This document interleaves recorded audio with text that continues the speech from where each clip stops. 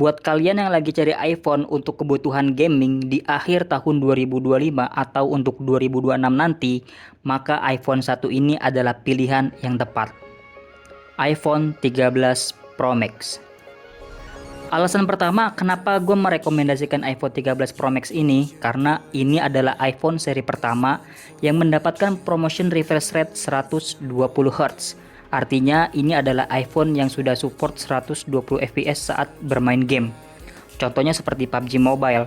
Bahkan di update PUBG Mobile kali ini, iPhone 13 Pro Max sudah support 90 fps HDR yang membuat pengalaman bermain game kalian makin seru karena grafiknya makin keren.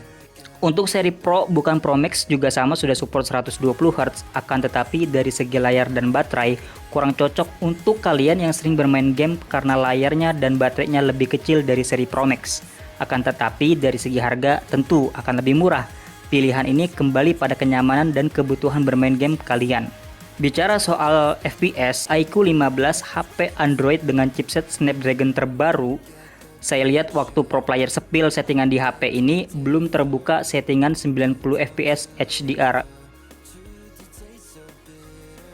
Dari pengujian baterai yang gue lakuin bulan November lalu, dari baterai 99% digas main PUBG Mobile non-stop di settingan 120 fps sampai lowbat, menggunakan wifi dan brightness sekitar 50%, mendapatkan durasi kurang lebih bermain game selama 3 jam. Buat gua itu durasi yang udah cukup banget untuk bermain game sampai puas, tapi hasil ini bisa berbeda tergantung baterai health kalian berapa. Kalau di iPhone gue ini sekitar 91%. Selain performa, daya tahan baterai dan harga, hal yang paling kita pertimbangkan saat membeli HP untuk kebutuhan gaming tentu adalah suhu HP-nya. Karena percuma harganya murah, spek bagus, kalau pengalaman bermain gamenya kurang menyenangkan dikarenakan frame drop yang diakibatkan suhu panas. Dari pengujian gue selama 3 jam bermain itu, berada di ruangan suhu normal, karena AC gue matiin, jadi ruangannya nggak panas dan nggak dingin juga. Suhu di bagian belakang iPhone setelah satu game itu terasa hangat. Tapi itu tidak menyebabkan frame drop yang berarti. Nah, ini tidak membuat game kalian itu terganggu alias tetap lancar dan nyaman.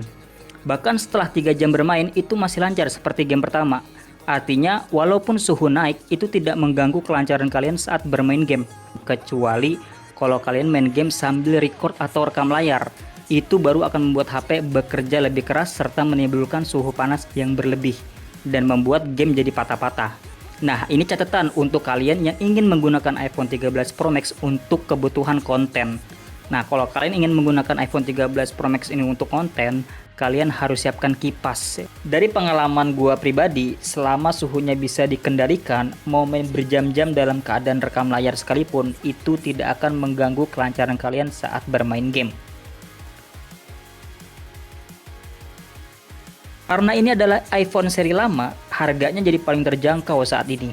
Untuk cari barang barunya mungkin sulit, dan seandainya ketemu pun harganya di atas 15 juta. Buat gua harga segitu lebih baik cari iPhone 17 second. Tapi kalau budget kalian nggak sampai 10 juta, kalian bisa mendapatkan iPhone 13 Pro Max ini XI box-nya. So, menurut gua 4 poin tersebut sudah cukup jadi pertimbangan kalian untuk meminang iPhone yang satu ini. Apalagi kalau kalian player PUBG Mobile, kalian tentu tahu BTR Zuxi dan AE Rosemary. Kedua pro player ini di tahun 2025 masih menggunakan iPhone 13 Pro Max.